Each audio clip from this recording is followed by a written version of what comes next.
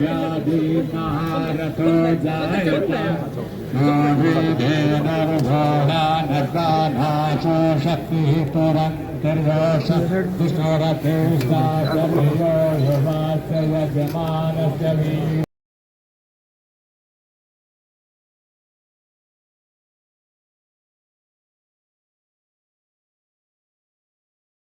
मैं सबसे पहले उनको श्रद्धांजलि देती हूँ और परमात्मा परिवार को हिम्मत दे। उनको कोई नहीं भूल सकता। उन्होंने एक बड़ी ज़बरदस्त छाप छोड़ी है हरियाणा की पॉलिटिक्स में, राजनीति में, और एक स्टॉलवर्ट थे। वर्कर्स के साथ वो मशहूर थे कि अपने वर्कर्स को बाय नेम जाना करते थे, और लोकप्रियता इसलिए उन्होंने अपने हासिल करी क्योंकि लोगों के बीच में रहकर उन्होंने बहुत मेहनत करी। तो हरियाणा हमेशा सिंचाई मंत्री हैं और सिरसा फतेहाबाद हिसार में जो नहरों का टाइम टेबल है वो चेंज किया गया है। 2 हफ्ते की जगह 1 हफ्ते कर दी गई है। किसानों को दिक्कतें आ रही हैं, तो कब तक इसका सॉर्ट आउट? ये अभी ग्रुप्स ज़्यादा बनते हैं क्योंकि पानी की कमी, जैसे आपको पता है कि पानी उतना ही है। लेकिन मेरे रहते हुए और ख़ास तौर पे सैनी साहब की बहुत एक क्लियर कट डायरेक्शंस हैं कि कहीं भी कमी नहीं होनी चाहिए और सामान्य बंटवारा पानी का हर जगह होना चाहिए। तो मैं इसको पर्सनली देखती हूँ, और ये अभी थोड़ी पानी की कमी है, लेकिन 2 वीक की जगह 1 वीक कर हाँ दिया गया है। हाँ, इस कारण क्योंकि पीछे से पानी अभी कम है।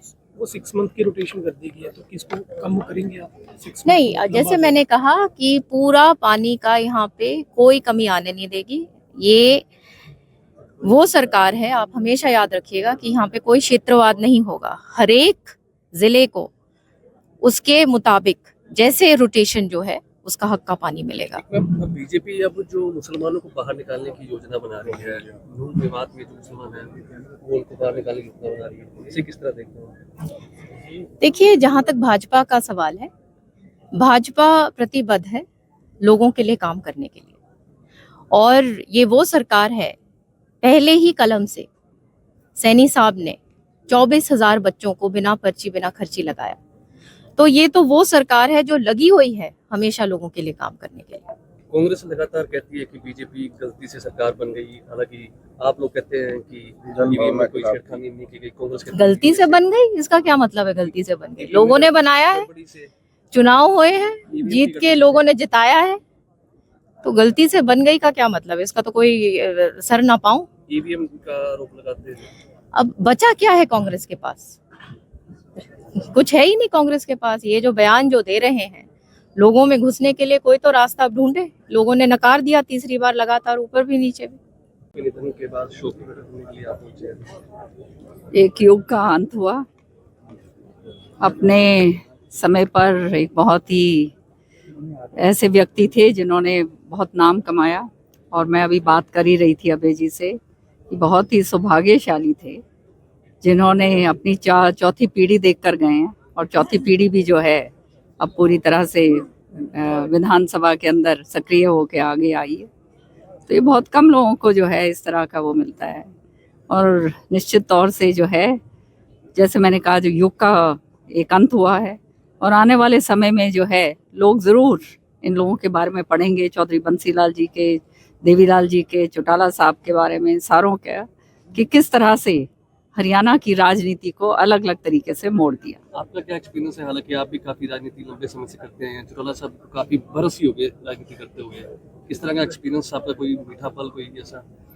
मेरी मुलाकात चौटाला साहब के साथ सबसे पहले 2004 में हुई, जब मैं राज्यसभा की नुमाइंदा बन के आई, और उस समय जो है बहुत अच्छी तरह से मेरी उनसे बातचीत हुई। सारी पहली बार जो थी वो, ये बात और है कि उस समय जो है चौटाला साहब के जो कैंडिडेट थे वो जीत के निकले, लेकिन जो बातचीत हमारी हुई, और उसके बाद भी हमेशा से मैं बीच में भी आई यहाँ पर, बहुत अच्छी तरह से और बहुत प्यार से सारी बातें करा करते थे, समझाया करते थे। तो ऐसा, जैसे मैंने कहा कि उनके जाने से एक बहुत बड़ी क्षति हरियाणा की राजनीति को जरूर मिली। संसद में जिस तरह का गतिरोध देखने को मिल रहा है, उसको आप किस नजरिए से देखते हैं? ये तो नौटंकी पूरी तरह से कांग्रेस कर रही है, इसमें तो कोई शक की बात ही नहीं है। आज ये अंबेडकर जी का नाम लेकर अपनी जेब मिटाने के चक्कर में हैं। सच्चाई ये है कि जो इन्होंने करा हुआ है, पहले तो पार्लियामेंट के चुनाव से पहले जो है से इन्होंने शुरू करा, प्रीति लेकर हाथ में उठाकर संविधान बदला जाएगा, संविधान बदला जाएगा। सबको पता चल गया ये सब झूठ है पूरी तरह से। संविधान तो बदलने की बात छोड़िए, अगर संविधान को किसी ने क्षति पहुंचाई है आर्टिकल 356 को, तो सबसे ज़्यादा 87 टाइम्स पे जो है वो कांग्रेस ने पहुंचाई है। तो ये बातें जब ये करते हैं तो मुझे हैरानगी होती है। अभी रास्ते में ही मुझे कोई बताते आ रहे थे कि ये अब अम्बेडकर जी को जो है ये वहाँ पर ये बड़े बड़े धरने दे रहे हैं और सारा कुछ करने की कोशिश कर रहे हैं। जो रोहतक के अंदर जो है संविधान स्थल जो बनाया गया था, जहाँ पर उनकी मूर्ति की स्थापना होनी थी, वहाँ पे उनकी मूर्ति नहीं लगने दी।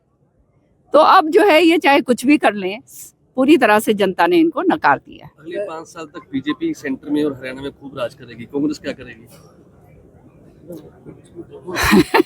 ये तो आप देख ही रहे हैं। इनके तो हाल बुरे इसलिए हो रहे हैं क्योंकि एक जो है वो कहते हैं ना पिता और पुत्र, उन्होंने कांग्रेस का पूरी तरह से खात्मा करा।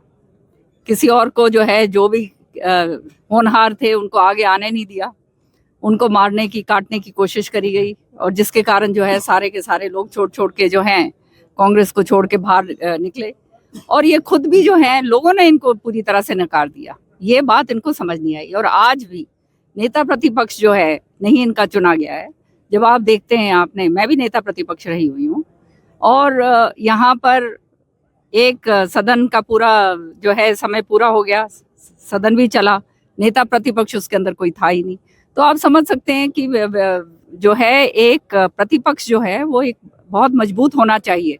लेकिन सच्चाई ये है, यहाँ पर ये इतनी बुरी तरह से जो है भ्रष्टाचार के अंदर, क्षेत्रवाद के अंदर डूबे हुए हैं कि लोगों ने इनको पूरी तरह से, इनको अच्छी तरह से समझ लिया। हमारी शैलजा, रणदीप सिंह सुरजेवाला, अजय यादव जी क्या मान के जाए कांग्रेस से पीड़ित हैं लेकिन कुछ बोल नहीं रहे। अब पीड़ित तो सभी हैं, अब कोई बोल पाए या ना बोल पाए, सब मेरी तरह तो होते नहीं है। इस बार कुछ गढ़ भी ढह गए। हाँ, कुछ गढ़ भी ढह गए इस बार।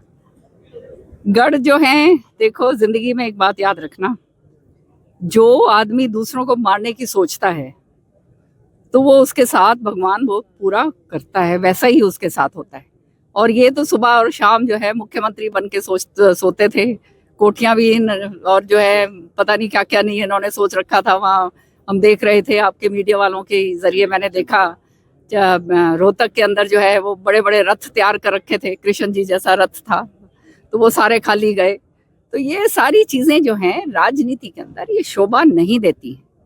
जनता के बीच में जो आदमी रहता है उसको अहंकार कभी नहीं होना चाहिए, और उसको ये समझ के चलना चाहिए कि सबको साथ लेकर चलोगे तो आगे बढ़ोगे।